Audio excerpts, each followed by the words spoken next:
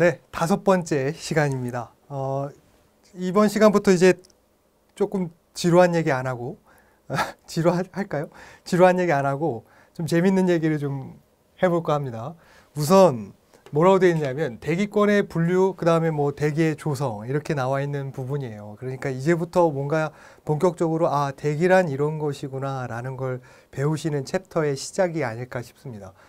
지금 보시는 것처럼 대기권은 물리적인 어떤 화학적인 성질에 따라서 대류가 일어나는 층인 대류권, 그 다음에 성층을 이루는 성층권, 그 다음에 중간에 이루어지는 중간권, 그 다음에 이제 외기로 가까워지는 열권이라고 되어 있는 총 4개의 권역으로 구분되어 있습니다. 이거는 이제 혹자에 따라서는 다른 층으로 이게 얘기를 할 때가 있지만 우리나라에서 이제 뭐 지구과학이라든지 뭐 이런 교과서 혹은 환경부에서 이제 혹은 기상학 다루시는 분들이 권역을 나눌 때는 이렇게 보통 4가지 권역으로 나눕니다. 지금 그림에는 이렇게 되어 있는데 이렇게 보시는 게 조금 더 편하거든요. 그래서 제가 일단 그림을 한번 그려보겠습니다. 자, 제가 이걸 조금 당겨서 그려볼게요. 왜냐하면 쓸 얘기가 좀 있을 것 같아서요. 제가 여기다가 한번 그려보겠습니다. 마음에 들지 않아.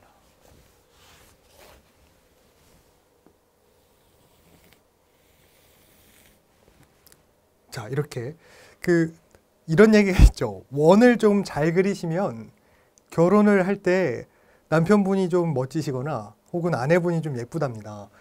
저는 원을 잘 못 그렸어요. 어릴 때부터. 그리고 직선은 성격의 어떤 올고즘? 뭐 이런 걸 표현한다는데 직선도 그렇게까지는 잘 그리는 것 같지는 않습니다. 뭐 다행히 지금 와이프는 좀 괜찮은 분을 만나긴 했지만 어쨌든 그렇다는 얘기야. 제가 이렇게 2개를 그려놨는데요. 이쪽으로 갈수록 뭘 표현할 거냐면 고도를 표현할 겁니다. 높이를 말하는 거죠. 그 다음에 이쪽으로 가면 갈수록 온도가 조금 뜨겁다는 것을 표현하려고 합니다. 그러면 이제 이쪽을 지표해 한 20도라고 할게요. 이쪽이 바닥 가까운 곳이니까 한 20도씨 정도를 기준으로 해서 그 상층부로 올라가면 갈수록 에베레스트 같은 거 좀 떠올리시면 좋을 텐데 올라가면 갈수록 약간 날씨가 춥죠. 기온이 좀 떨어지죠. 그러니까 상층부로 가면 갈수록 온도가 떨어지는 것을 표현하기 위해서 저는 이렇게 한번 그려보겠습니다. 그 다음에 그래프의 기울기상 지금 다시 한번 저는 이렇게 한번 그려볼게요. 또 하나 이렇게도 그려보겠고 그 다음에 이렇게 한번 그려보겠습니다. 그럼 왠지 지그재그 형태로 뭔가를 제가 표현하고 있죠. 지금 뭘 표현하고 있냐면 고도에 따른 온도의 기울기라는 것을 표현하고 있는 겁니다. 고도에 따른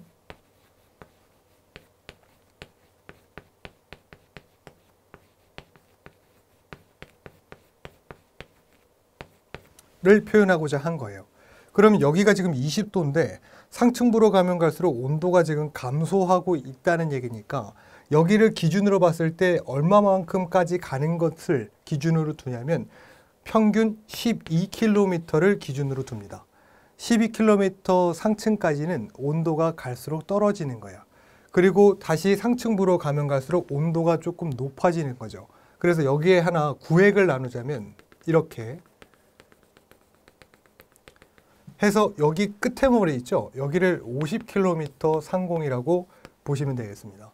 그 다음에 이쪽으로 가는 거 대략 80km라고 보실 수 있겠고 더 위로 넘어가면 약 130km 이상 되면 그것을 열권이라고 부르기로 해요. 그러면 지금 이건 고도에 따른 온도의 기울기를 나타낸 거니까 이쪽 하층부의 12km 상층부까지는 온도가 떨어진다고 했고 상승한다 그랬고 감소한다 그랬고 다시 상승하는 이러한 변화가 조금 있고요. 또 하나 이 각 지금 구획된 부분을 뭐라고 표현을 조금 달리 할 거예요. 어떻게 표현할 거냐면 이렇게 표현할 겁니다. 여기는 온도가 한 20도씨고요. 상층부로 가면 갈수록 온도가 조금 감소하는데 얼만큼씩 감소한다고 보는 거냐면 이렇게 표현합니다. 제가 나중에 표현할 얘기지만 감마 D라고 하는 선이 있는데 이 선은 뭐냐면 건조의 단열의 감률선이라고 얘기합니다. 이 얘기는 뭐냐면 선은 선인데 감소하는 거예요. 주고받는 열이 없다고 보고 건조한 상태로 간다고 보는 겁니다. 예를 들면 이런 겁니다. 건조하다는 얘기는 주고받는 어떠한 수분 이런 것들을 고려하지 않는다는 얘기인 건데, 그 눈이라든지 비가 오면 갑자기 날씨가 조금 따뜻해진다는 것을 느끼신 적 있나요? 그 얘기는 뭐냐면 어떤 물질들이 액화돼서 기화되고 그 물질들이 다시 나한테 올 때는 뭘 가져가냐면 그것을 기화시킬 때 필요했던 증발할 때 숨겨진 열이라 해서 증발 잡열이라는 것을 가지고 올라가고 그 열을 방출하는 거예요. 그래서 눈, 비 올 때는 날씨가 살짝 따뜻한 느낌이 들고 그게 끝나면 오히려 지표면이 냉각되기 때문에 훨씬 더 추워지는 느낌이 드실 수 있다는 얘기입니다. 결국은 지금 이 건조한 단열의 갑률선이라는 것은 주고받는 열 없이, 그래서 팽창하거나 수축되는 거 없이, 그 다음에 수분을 고려하지 않는, 그러니 증발 잡열이라는 것을 고려하지 않고 갑률하는 선을 말하는 건데, 그 선은 마이너스 0.98, 먼저 9.8부터 할까요?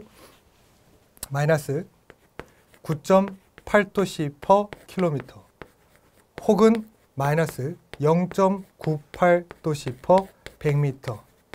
자, 이렇게 표현합니다. 그러니까 1km 올라갈 때마다 얼만큼씩 떨어진다고 보는 거야? 10도씨씩 떨어진다고 보는 거예요. 이거는 이론적인 겁니다. 왜요? 주고받는 열이 있을 수 없어요. 이게 그러니까 주고받는 열이 아예 없다고 볼 수 있냐고요. 그렇지 않고, 또한 수분을 아예 고려하지 않았다는데 고려하지 않을 수 있나요? 그럴 수 없지 않습니까? 그러니까 이건 이론적이라는 얘기인 겁니다. 그리고 100m 상승할 때마다 약 마이너스 0.98도씨씩 떨어진다고 보는 거예요. 그런데 실제로는 그렇지 않기 때문에 이걸 실제로 나타나게 되면 이렇게 나타낸다는 얘기야. 그냥 감마라고만 쓰면 이 선을 뭐라고 얘기하냐면 환경갑률선이라고 얘기합니다. 이거는 실제니까 이건 어떻게 책정을 할 수가 있겠어요? 실제로 그 고도의 어떠한 기후의 조건에 따른 온도를 하나씩 데이터로 얻어야 돼요. 그래서 그걸 뭘로 얻어내냐면 열기구 같은 걸 하나 띄워보냅니다. 이렇게 생긴 걸 띄워보낸다는 얘기야. 자, 이렇게 생긴 거. 그럼 이걸 띄워보낼 때 이쪽에는 이제 온도계라든지 그 다음에 습도계 그리고 압력계, 자, 이런 것들을 달아놓고 각 고도마다의 온도에 따른 혹은 습도에 따른 압력에 따른 정확한 온도를 책정을 해서 데이터로 전송을 해요. 그걸 가지고 이거 실제로는 고도 1km 상승할 때마다 몇 도씨씩 떨어지고 있다는 것을 측정을 한다는 얘기인 거죠. 그래서 이걸 측정하는 기구를 뭐라고 얘기하냐면 야, 너 그 라디오 좋은데? 해서 라디오 존대라고 얘기합니다.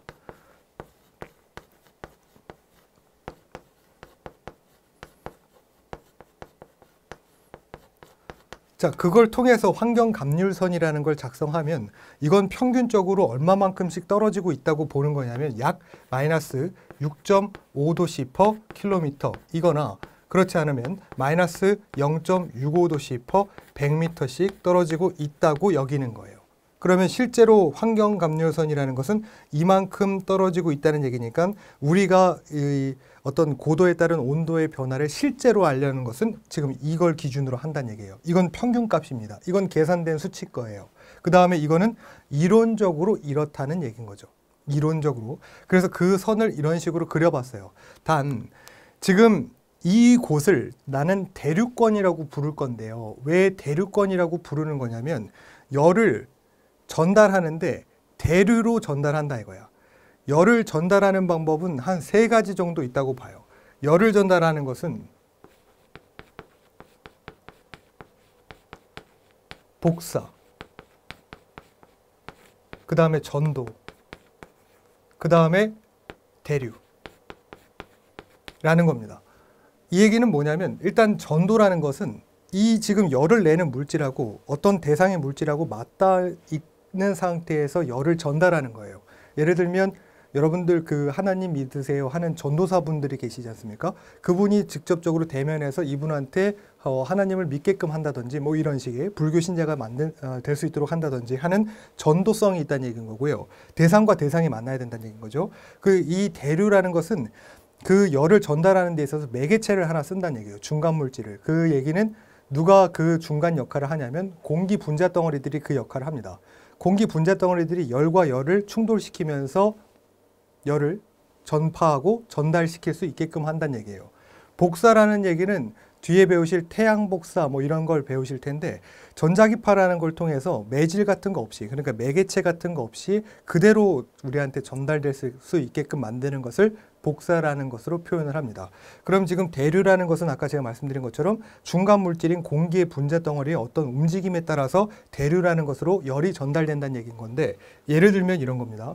지금 20도씨, 여기가 20도씨 정도 되는 거고요. 12km 상공이니까 여기를 막 그냥 예를 들었을 때 마이너스 한 20도씨라고 가정을 할게요. 그러면 공기의 분자 덩어리들이 어디에 조금 더 많나요? 생각해 보세요. 지표면을 누르고 있는 공기의 분자 덩어리들은 상층에 많겠어요? 이 지표에 가까이 많겠습니까? 지표 가까이에 많은 거죠. 중력의 영향을 이쪽에 더 받는 거 아니겠어요? 그러니 공기의 분자 덩어리들이 이쪽에 밀집되어 있는 상태에서 열이 조금 더 이쪽에 더 강하게 가해져 있죠. 20도씨, 여기는 마이너스 20도씨라고 돼 있으니까 여기에 태양 에너지가 전달이 되면 아까 어떻게 해야 된다고요? 공기가 매개체 역할을 해서 분자 덩어리들을 막 확산을 시키려고 든다는 얘기예요. 다시 열이 전달되면 그 공기 분자 덩어리들의 어떤 활성도가 커집니다. 그러니까 막 주변으로 막 움직이려고 든다는 얘기인 거죠. 기체가 확산되려고 든다는 얘기야. 그러면 어떤 현상이 일어나기 시작하냐면 앞에서 이런 걸 배우신 적 있어요. 밀도라는 것은 질량을 뭐로 표현한 것이다? 부피로 표현한 것이다. 그런데 이 가만히 있던 공간 내에서 공기 분자 덩어리들이 자기들끼리 확산을 통해서 자기 주변의 부피를 팽창을 시키면 자기의 영역을 넓히면 그러니 부피를 크게 만들면 뭐는 떨어지는 거야? 얘는 지금 분모에 있는 거였으니까 밀도가 떨어진다고 볼 수 있는 거잖아요. 또한 그 얘기는 상대적인 질량이 낮아지고 있다고 얘기할 수 있는 거 아니겠습니까? 다시 공기 분자 덩어리들의 활성도를 높이면 열을 가해서 그러면 부피는 팽창하고 그 부피의 팽창에 따른 밀도는 떨어지니까 상대적인 질량 값이 낮다고 볼 수 있는 거니까 열을 가하면 가할수록 뭐 할 가능성이 크다? 가벼워질 가능성이 크다. 그러니까 밀도가 가볍다고 표현하는 겁니다. 밀도가 작다. 이 얘기는 결국은 뭐랑 같다는 얘기야? 가볍다. 이렇게 볼 수 있다는 얘기야. 그럼 물질이 가벼우니까 어떻게 돼요? 위로 뜨려고 든다는 얘기인 거죠. 그러면 얘네들이 위로 뜨려고 한다는 얘기야. 자, 상층부까지 올라갔습니다. 상층부는 지금 어때? 마이너스 20도라고. 온도가 춥죠. 그러면 자기들끼리 활성도가 높았던 애들이 오히려 활성도가 좁아지게 되니까 부피는 어떻게 돼? 네, 수축이 되는 거죠. 부피가 수축이 되니까 뭐는 커지는 거야? 밀도는 커지는 거야. 자, 그래서 여기에 표현하면 추워. 이렇게 좀 간단하게 생각하세요. 추우니까 어떻게 돼? 같이 뭉쳐야 될 거 아닙니까? 그러면 얘네들 뭉친다는 얘기야. 뭉치면 어떻게 된다고? 부피가 줄어드니까 누구는 커지는 거야? 밀도는 커지고 상대적인 질량이 커진다고 볼 수 있는 거죠. 그러면 밀도가 크다. 이 얘기는 어떻게 된다는 얘기예요? 밀도가 크다. 이 얘기는 무겁다. 이 얘기인 거니까 상층에 있는 공기층은 어떻게 하려고 해요? 밑으로 가라앉으려고 하는 거죠. 그러면 이 위층에 있는 것들은 가라앉으려고 하면서 위아래에 어떤 순환이 일어나더라 이거야. 그 순환이 일어날 때 열을 전달하는 거니까 열을 뭐로 인해 전달하는 거예요? 그 공기의 분자 덩어리를 통해서 열을 전달하는 이러한 현상을 뭐라고 한다? 대류 현상이라고 얘기를 하는 겁니다. 그러면 지금 있는 위아래로 순환하고 있는 이러한 현상들을 다 합쳐서 뭐라고 부른다? 대류 현상이 일어납니다. 그래서 대류권이라고 부르는 거예요.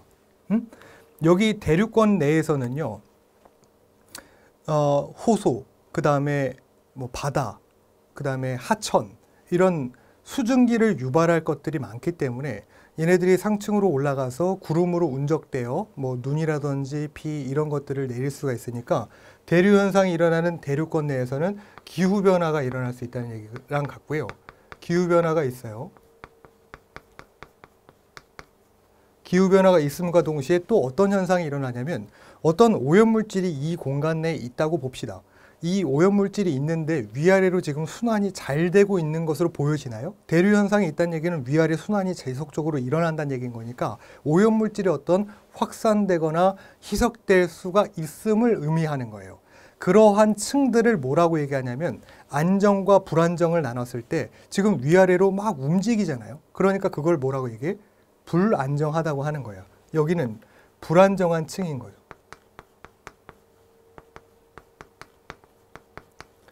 그러면 다시 생각해 보면 요 위아래로 움직이는 이 높이, 이걸 뭐라고도 다시 얘기할 수 있냐면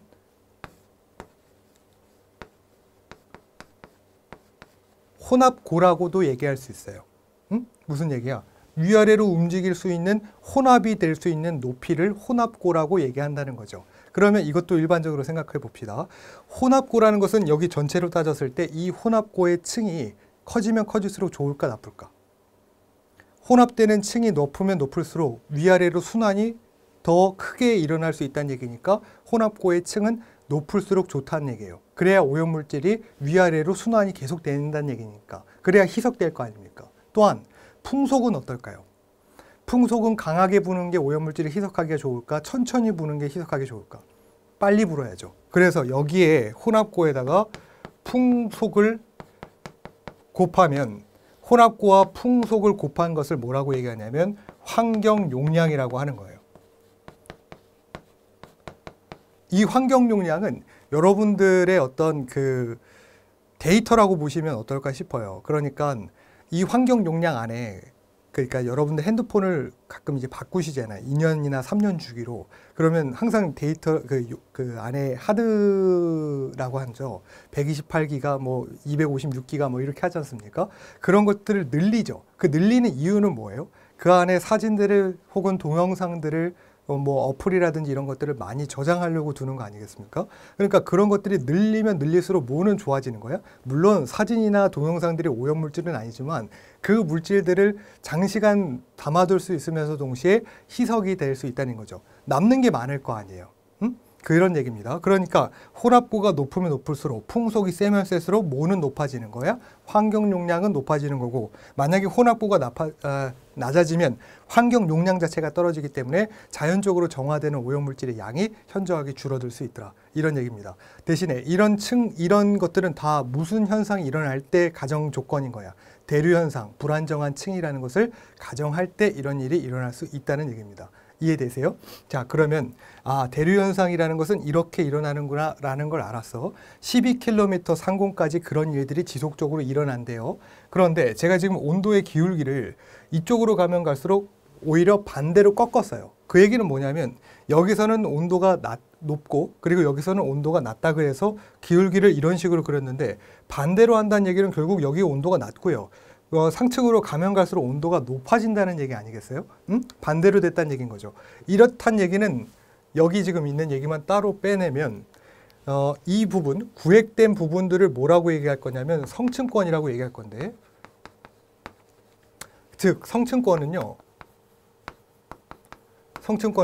높이로 따졌을 때는 얼마만큼 돼 있는 거예요? 12에서부터 50km에 위치하고 있는 거죠. 그런가요? 또한 지금 2층은 앞에서 본 것처럼 뭐 할 때 여기에 밀도가 가벼워야 해요. 그래야 위로 뜨고요. 여기에 밀도는 무거워야 해요. 그래야 가라앉고 위아래로 순환이 된다는 얘기인 거니까.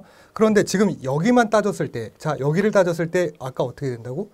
여기는 부피가 줄어드니까 밀도가 커진다고. 그럼 여기에 밀도는 가라앉으려고 들고, 여기에 기류는 상층으로 가면 갈수록 여기에 지금 온도가 오히려 높은 거니까 아까 지금 여기에 있던 현상처럼 위로 뜨려고 하는 거죠. 그러면 약간 줄다리기 하는 것처럼 이쪽 기류는 위로 가려고 하고 이쪽 기류는 밑으로 가라앉으려고 하니까 위아래에 순환이 있어요, 없어요? 위아래에 순환이 없다는 얘기야. 위아래 순환이 없다는 얘기는 지금 대류 현상이 없다는 얘기랑 같고, 대류 현상이 없다는 얘기는 지금 대기권 자체가 불안정하지 않고 어떤 현상이 일어난다는 얘기예요. 안정한 현상이 일어난다는 얘기인 거죠. 그래서 성층권을 표현할 때 아주 중요한 얘기가 하나 있어요. 성층권이라는 것은 높이로 따졌을 때는 12에서 50km 이 상공에 있는 것과 동시에 영구적인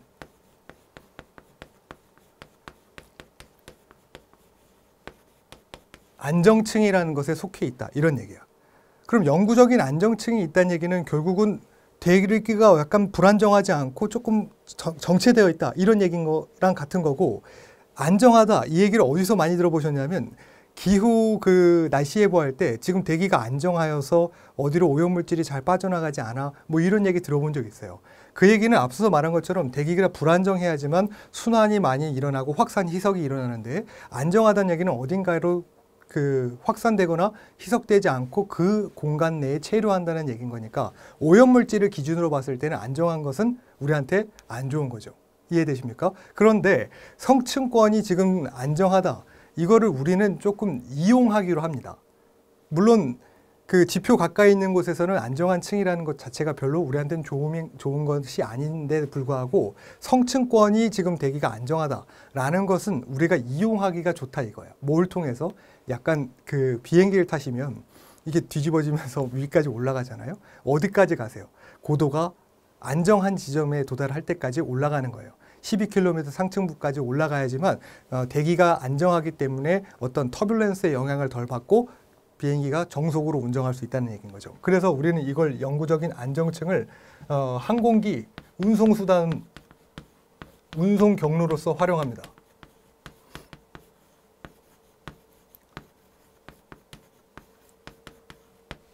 네. 그리고요, 성층권에서는 지금 온도가 자꾸 높아지잖아요. 이건 왜 그럴까? 여기는 온도가 왜 자꾸 높아지고 있을까? 라고 보면 이 성층권에 중요한 애가 하나 있는데 이 지점 딱 한 성층권에 25에서 한 35km 사이 여기 안에 뭐가 있기 때문에 그러냐면 이거 들어보신 적 있어요. 어디에 지금 구멍이 뚫려가지고 뭐 지구의 온난화가 어떻게 돼? 네, 오존층이 이 안에 있는 거예요. 25에서부터 35km 사이에는 오존층이 존재해요. 이 오존층에서 하는 역할이 굉장히 많은데 일단은 약 300에서 400나노미터 이하의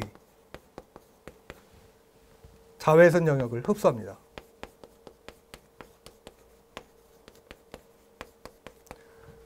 자외선이니까 이것도 마찬가지로 태양에서부터 주는 전자기파의 하나의 종류, 열을 전달하는 복사 에너지에 관련한 거죠. 그러니까 이거 지금 태양열을 흡수하고 있다는 얘기 아니야? 흡수하고 있다는 얘기예요.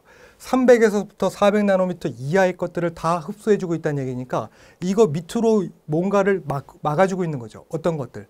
X선 혹은 감마선, 자외선이지만 유해한 자외선.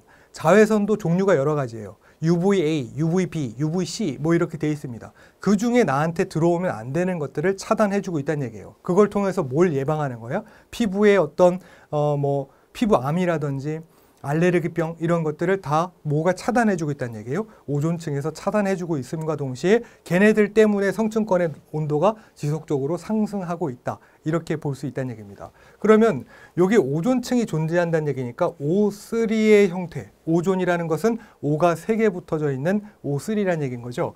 오존이 얼마만큼 존재하냐면 약 10ppm 정도 존재한다고 봐요. 이만큼을 존재하는데 10ppm 존재하는데 지표권 내에도 오존이 존재할 수 있거든요. 여러분들이 일반적으로 오존을 어디서 향을 맡아보시냐면 복사기집에 가면 그 코로나 방전이라는 걸 통해서 복사를 시키면서 오존이 나와요. 오가 깨지면서 나오는 거거든. 그때 나오는 이상한 향들이 있어. 종이 냄새 이외에 약간 야릇한 향이 나는 거. 그게 다 오존입니다. 그 오존을 지표권, 대류권 이 지표 가까이에서는 얼마만큼 평균으로 존재하냐면 0.04ppm 존재한다는 것을 따졌을 땐 성층권 내에 이 오존층 내의 오존의 농도는 상당히 높은 것으로 여겨지고 오존이 우리가 살고 있는 곳에서 0.12ppm 이 정도 되면 주의보라든지 경보 혹은 대피령 이런 것들이 내려져요. 그러니까 그거에 비하면 오존의 농도가 상당히 많이 존재하는 것이 오존층에 있더라 이 얘기입니다. 이해되세요? 그런데 자, 오존층이 파괴된다 이런 얘기를 들어본 적 있어요. 오존층이 파괴된다는 얘기는 오존이 소멸된다 이렇게 보는 거야. 오존이 어딘가에 쓰인다 이렇게 보신다는 얘기야. 그러면 그건 왜 쓰일까? 어디에서 비롯됐을까 생각해 보면 앞에서 우리가 이거를 조금 이용한다 그랬어요. 이기적인 생각으로 이런 걸 이용한다 그랬는데 항공기도 사실은 연료를 때우거든요. 물론 좋은 연료를 항공연료라는 다른 걸 때우기도 합니다. 그런데 얘가 만약에 연소를 하게 되면 어떤 것들이 주로 나오냐면 질소산화물이라고 부르는 낙스라든지 혹은 삭스 이런 것들, 황산화물, 이건 질소산화물이라고 부르는 거고 이거는 황산화물이라고 부르는 건데, 이런 질소산화물들이 나오면, 이런 애들이 나오면 어떻게 되냐면 NO2라는 질소산화물들 중에서도 얘네들은 NO와 일산화질소나 NO2 이렇게 구분되거든요. NO2 같은 경우에 여기에 광자 에너지인 HV, 광자 에너지, 그러니까 태양 에너지를 받으면 얘네들이 분리가 돼요. NO하고 O의 라디칼 형태로 분리가 됩니다. O의 라디칼이라는 얘기는 얘는 지금 뭔가 굉장히 불안정해. O는요, 산소는 꼭 2개씩 붙어 다니려고 들어요. 그래서 이중으로 결합이 되어 있는데 이렇게 쪼개져서 하나로 돼 있다는 얘기는 결국 너무 불안정해서 빨리 아무짝이나 만나가지고 결합하고 싶어 하는 그런 상태랑 같아요. 그런데 지금 얘가 광자 에너지에 의해서 쪼개졌어요. 자외선을 흡수하고 있는 영역이었으니까. 쪼개지고 있는 상태에서 주변에 누가 있었어? 오존이 있었다고. 그러니까 오존이, 얘도 지금 불안정하고 얘도 지금 불안정하거든. 얘한테 산소 하나를 줍니다. 이거 산소 하나 주면 얘는 뭐로 나가? O2로 나가요.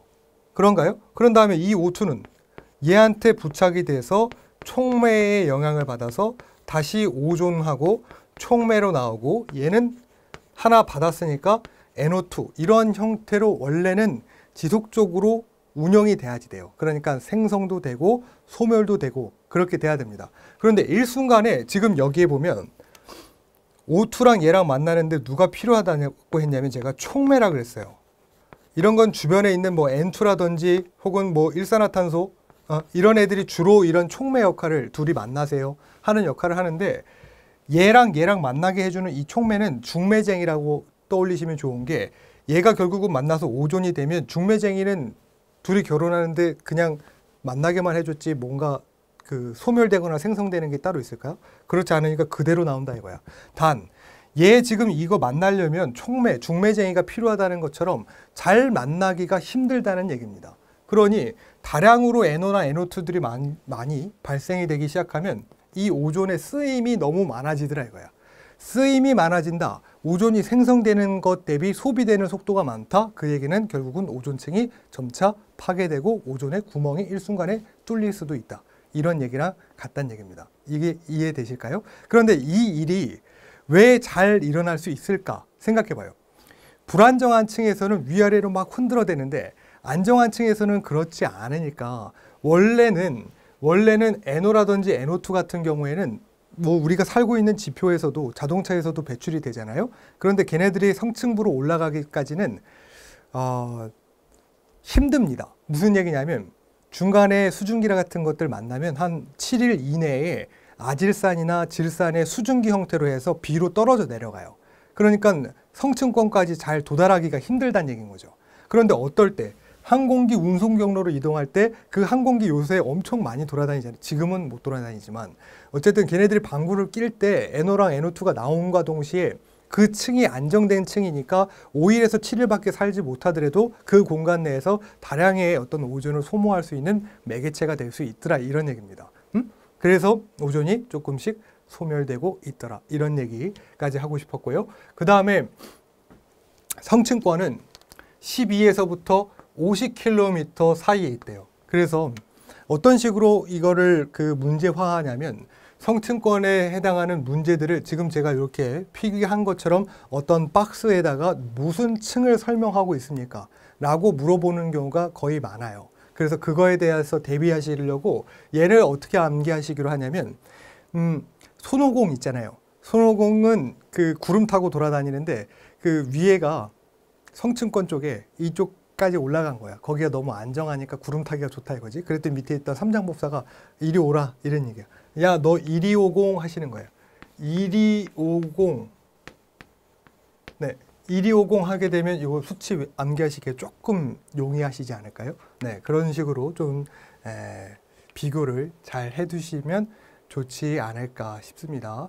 자, 그래서 성층권이라는 것은 영구적인 안정층이다 이런 얘기까지 했었고요. 지금 반대로 여기까지는 지속적으로 온도가 상승, 그 다음에 80km 상층으로 올라갈 때까지는 또 온도가 떨어지고 있죠. 그래서 이 층을 뭐라고 부르냐면 여기를 중간권이라고 부릅니다. 그러니까 50km에서부터 80km 사이 이 지점을 전부 중간권이라고 부른다 이거야. 중간권도 지금 뭔가 특징 자체가 여기 대류권의 온도의 기울기랑 거의 같으니까 완전 같죠. 그러니까 대류 현상이 일어날 수 있는가? 네, 대류 현상이 일어날 수는 있어요. 그런데 기후의 변화가 있는가? 기후의 변화는 나타나지 않겠지. 왜? 호수라든지 저수지, 뭐 바다 이런 것들이 없고, 또한 지금 여기는 아까 대류 현상이라는 것은 공기 분자랑 충돌을 자꾸 열이 하면서 움직이는 거라 그랬죠. 그런데 이쪽은 공기 분자가 어때요? 좀 희박하죠. 그러니까 대류 현상이 일어나기에는 그 충돌하는 어떤 길이 자체가 굉장히 폭이 넓고 멀더라 이거야. 그래서 열 전달이 잘 되지 않기 때문에 대류 현상이 아주 천천히 일어나거나 일어나지 않는 현상을 나타내고 있는 것이 중간권이고, 지금 이렇게 구획되어 있는 층 중에서도 가장 낮은 온도를 나타내는 것으로서 대류권하고 중간권하고 이 성층권 경계면, 그 다음에 여기 지금 열권과 중간권의 경계면 사이에 있을 때 약 한 마이너스 90도씨 정도 아주 추운 온도를 나타내고 있는 것이 중간권이라고 보시면 됩니다. 대류 현상 없는 거 말씀드렸고요. 그 다음에 이쪽으로 넓게 또 올라가기 시작하면 오히려 온도가 상승하는, 그러니까 태양과 조금씩 가까워지고 있는 이곳을 열권이라고 부르는 거고, 열권에는 두 가지만 좀 정리하시면 됩니다. 일단 오로라가 관측되고, 그 다음에 분자가 전리된 상태로 있어서 전리층이라고 부릅니다. 앞서서 제가 이런 거 그려본 적 있었죠. NO2가 광자 에너지 받으면 NO하고 O 라디컬로 쪼개진다. 이러한 형태로 분자 혹은 원자로 쪼개지는 거니까 지금 있는 마찬가지로 열권은 태양과 가깝기 때문에 모든 분자가 원자 상태로 쪼개지더라 이거야. 그래서 그걸 뭐라 부른다? 전리가 된 층이다 해서 전리층이라고 부른다. 이렇게 기억하시면 되겠습니다. 자, 그 다음에 마지막으로 자, 여기 있는 12km 상공 12km 상공 이거는 무엇을 기준으로 했을까? 제가 앞에서 이거는 표준 12km라고 그랬거든요. 그래서 이걸 기억하실 때는 자,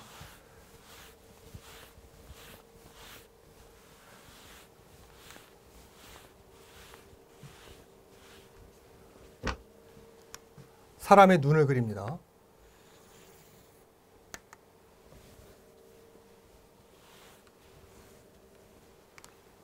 지구입니다.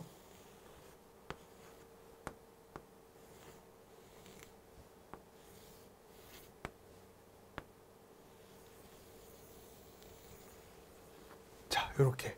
지금은 제가 원을 좀 잘 그리지 않나요? 응? 지금은? 근데 예전에는 진짜 못 그렸어요. 응? 조금 이제 나아진 거예요. 어쨌든 지금 뭘 얘기하려고 하는 거냐면, 자, 여기를 이제 적도지방, 여기를 이제 극지방 이라고 얘기하면 여기는 위도가 0인 거죠. 위도로 따졌을 때 0도, 여기는 90도. 그러니까 극지방이면 여기 북극, 여기 남극 말하는 거니까 마찬가지로 여기도 90도.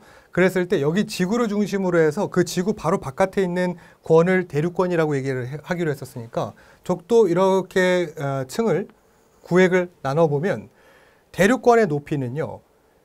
지금 여기서부터 여기까지 오히려 지금 여기 있는 폭보다 극지방으로 향하는 대류권의 높이보다 지금 여기가 폭이 조금 더 넓어 보이지 않나요? 제가 일부러 그렇게 그린 거거든요. 그래서 이게 얼마냐면 16km예요.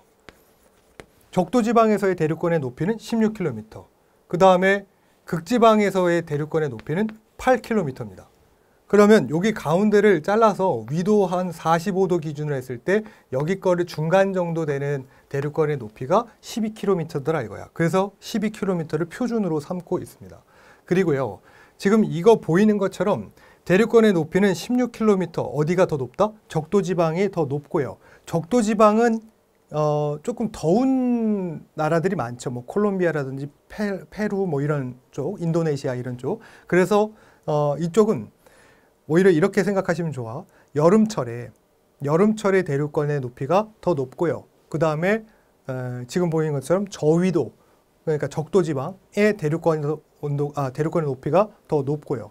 극지방으로 가면 갈수록 대류권의 높이는 낮고요. 그 얘기는 결국은 고緯도일수록 대류권의 높이는 낮고요. 겨울철에 대류권의 높이는 낮고, 그러니까 더울 때 대류권의 높이가 높다고 여겨주시면 좋겠습니다. 그 다음에 제가 바깥쪽으로 선을 하나 이렇게 이런 걸 각막이라고 하나요? 네, 이런 식으로 눈을 동그랗게 하나 또 그렸어요. 그랬을 때 이 폭 자체를 또 조금 구분하고자 여기서부터 여기의 폭하고 그 다음에 여기서부터 여기까지의 폭이 두 개가 상호 비교가 되죠. 그래서 이거는 뭐라고 표현하려고 한 거냐면 이거는 오존층의 두께를 나타내려고 한 거예요. 두께, 오존층의 두께를 나타내는 단위를 뭐라고 얘기하냐면 돕슨이라고 합니다.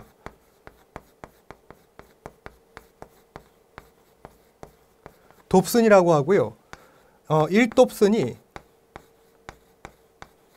0.01mm 정도 되는 거예요. 그 얘기는 결국은 100돕슨이 1mm 된다는 얘기인 거지. 그래서 극지방에서의 오존층의 두께는 얼만큼 되냐면 약 400돕슨 정도가 됩니다. 그 다음에 적도지방에서의 오존층의 두께는 이것도 반이야. 200돕슨. 네, 이 정도 됩니다. 1돕슨은 0.01mm, 그리고 극지방일 때 오존층의 두께가 400돕슨, 이거에 딱 반 정도 되는 것이 적도지방의 오존층의 두께다. 이 정도 기억하시면 됩니다. 서로 상호 뭔가 반대의 개념을 갖고 있죠. 적도지방에서는 대류권의 높이는 높으나 뭐가 폭이 두께가 얇은 거예요. 오존층의 폭이 얇은 거고, 극지방에서는 대류권의 높이는 낮으나 오존층의 두께는 더 두꺼운 거죠. 이게 상호 간에 반대되어 있다는 것을 문제로 출제하기가 아주 용이합니다. 꼭 기억하셔야지 되는 파트예요. 그 다음 마지막 하나만 더.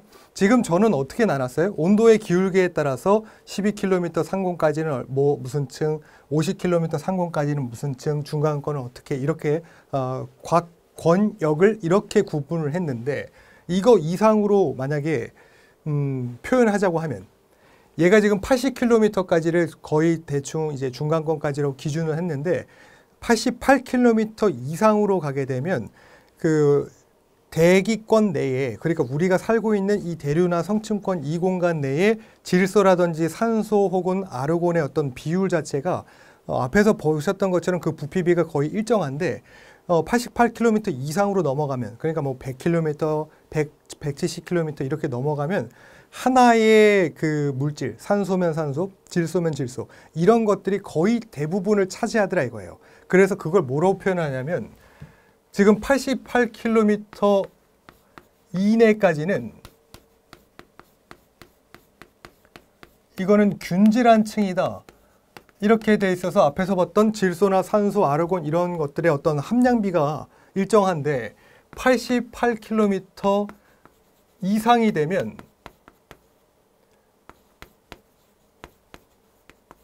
균일하지 않다 이거야. 그래서 이질층이라고 부릅니다. 그러면 이 층을 나누기 위해서 어떻게 부르냐면 88km에서부터 100km까지는 질소가 주로 있기 때문에 질소층이라고 부르고 170km까지는 산소가 주로 있기 때문에 산소층, 그 다음에 1100km까지 갈 때는 헬륨층, 그 다음에 3600km까지 갈 때는 수소가 주로 이루기 때문에 수소층이다 이렇게 부르고 있어요. 그러면 이거를 조금 더 머릿속에 잘 집어넣으시기 위해서 어떻게 하시냐면 팔팔한 사람도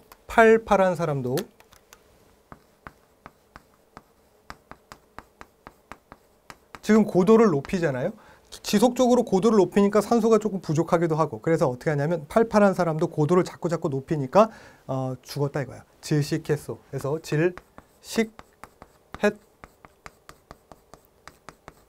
이렇게 하시면 지금 있는 100, 170, 100, 1100, 3600km까지의 각 층에서의 대부분을 차지하고 있는 각 물질들을 표현하고 그 층을 부르는 명칭들을 구획하실 수가 있게 됩니다. 이렇게 정리하시죠. 그러면 칠판 한번 정리할게요.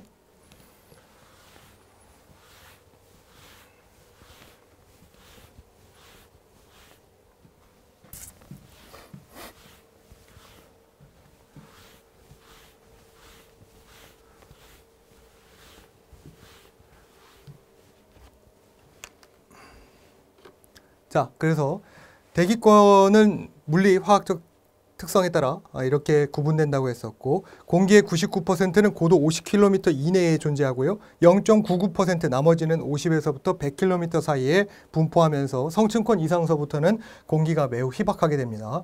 중간권까지는 균질한 층이기 때문에 대기가 매우 희박하지만 질소와 산소의 비율은 지구 표면과 조금 유사하다 이렇게 볼 수 있고요. 그 다음 페이지 보시면 온도의 변화에 따라서 제가 그래프를 이런 식으로 그렸었고, 그 다음에 고도에 따라서 이제 증가할 때 25에서 35km, 약 30km 이 사이에는 오존의 농도가 조금 많아지는 추세인데, 이때 어때? 10ppm 정도까지 고농도로 존재하는 것이 오존층이 있고, 그 오존층은 어디에 있다? 성층권에 있다. 이렇게 말씀드릴 수 있었습니다. 자, 그 다음에 밑에 중요한 얘기 또 하나 있었죠. 대륙권의 고도는 저緯도 지방이 고緯도 지방에 비해 높고요. 그 다음에 대륙권의 고도는 계절에 따라 겨울철에 낮고, 그 다음에 여름철에 높은 특성이 있습니다. 그러니까 어떻게 표현하시는 게 좋아요? 대륙권의 높이라는 것은 더운 지방일 때, 더울 때, 그러니까 여름철 혹은 저緯도 지방, 적도 지방일 때 높고, 그거의 반대급부로 오존층의 두께라는 것은 적도에서는 조금 얇고요. 그 다음에 극지방일 때 두껍다. 그 두께를 표현하는 것은 dob슨의 단위로 표현하는 것으로서 1dob슨이 0.01mm 됐기 때문에 400dob슨, 200dob슨 서로 상호 간에 반비례 관계가 있다. 이렇게 표현할 수 있겠습니다.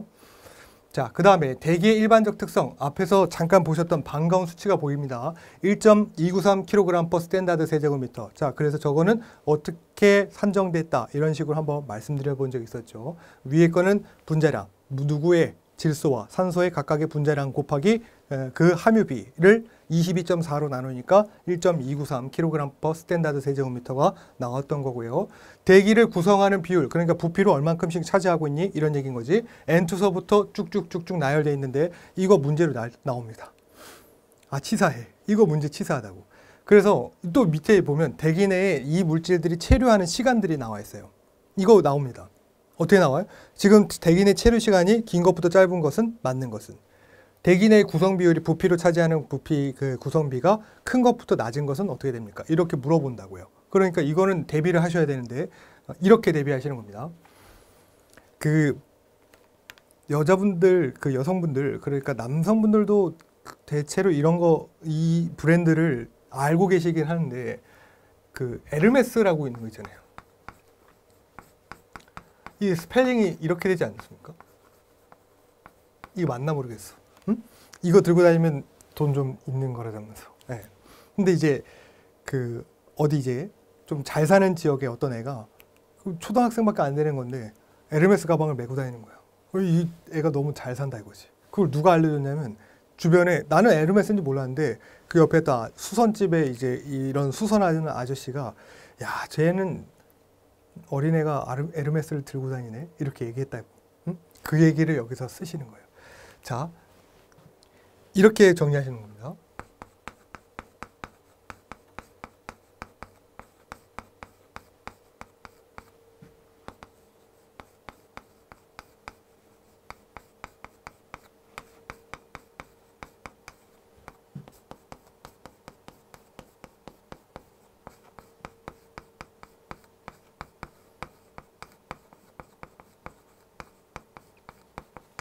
잘 사는 아이네, 헤르메스 가방을 들고 다니네, 수선집 아재가 일러줬네, 이런 거예요.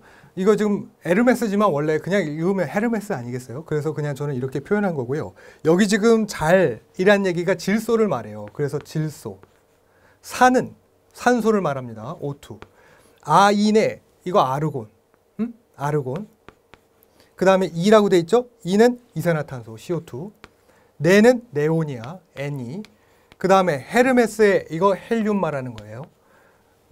이거 가로쳤죠? 그 다음에 CH4 있네. 이거 메탄. 그 다음에 가로쳤죠? KR이라고 돼 있는 거 저거 크립톤이거든요. KR. 그 다음에 수선집 아재 해서 얘가 수소고, 그 다음에 아재라고 하기로 했어. 수소고, 얘가 아산화질소거든요. N2O가 이게 아산화질소예요.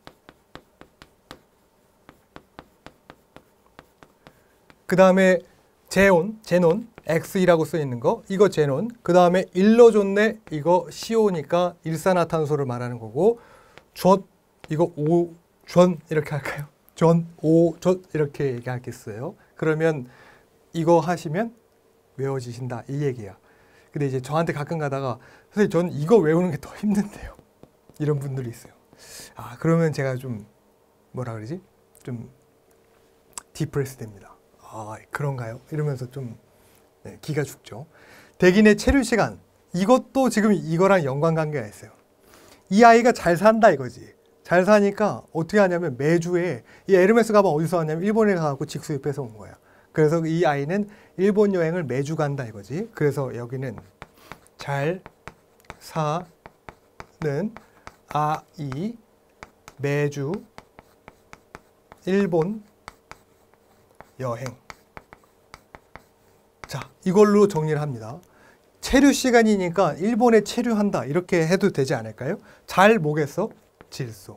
사는 O2. 아이네 했을 때 이거 이산화탄소. 이거 이산화탄소.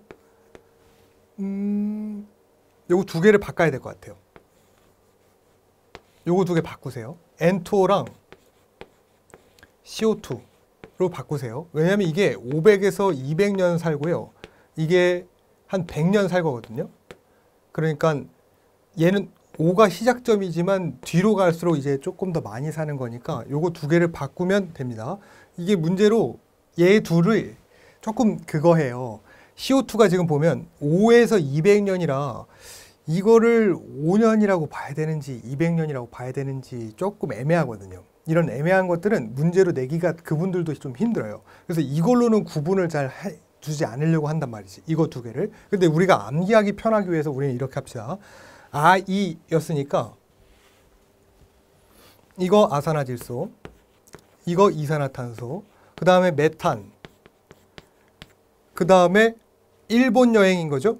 그리고 일본 여행이니까 얘가 일산화탄소, 그 다음에 여행, 이걸 아황산가스, 여행이니까 아황산가스. 자, 그럼 요거랑 이거랑 조금 비슷해 보이죠? 그래서 이 정도 암기하시면 돼요. 잘 사는 아이, 매주 일본 여행. 그래서 중간에 수소도 아마 있을 것 같은데 한번 확인을 좀 해보시고, 잘 사는 아이, 매주 일본 여행, 잘 사는 아이네 에르메스 가방, 수선집 아재가 일러줬네 이렇게 돼 있는 거. 네, 이거 쏠쏠이 좀 도움이 되실 겁니다. 오늘 이거 하는 거랑 앞에서 했던 대륙권, 성층권, 그 다음에 중간권, 열권 이거 구분하는 거 있죠? 어마어마하게 시험 문제 잘 나옵니다. 그거 꼭 참겨 두시면 네, 많은 보탬이 되실 거라고 봅니다. 자, 오늘은 어떻게 보면 이제 대기의 어떤 기본 구획을 했고요. 그 다음에 조금 더 이제 그 내용들을 좀 디테일하게 살펴보면서 동시에 각 그 물질들 있죠. 뭐 일산화탄소, 그 다음 황산화물, 질소산화물, 혹은 탄화수소류 그 가지고 있는 어떤 특징들, 어디서 배출되는지 그런 것들을 조금 더 자세하게 알아보도록 하겠습니다. 자, 이번 강의 또 수고 많으셨습니다. 다음 시간에 뵙죠.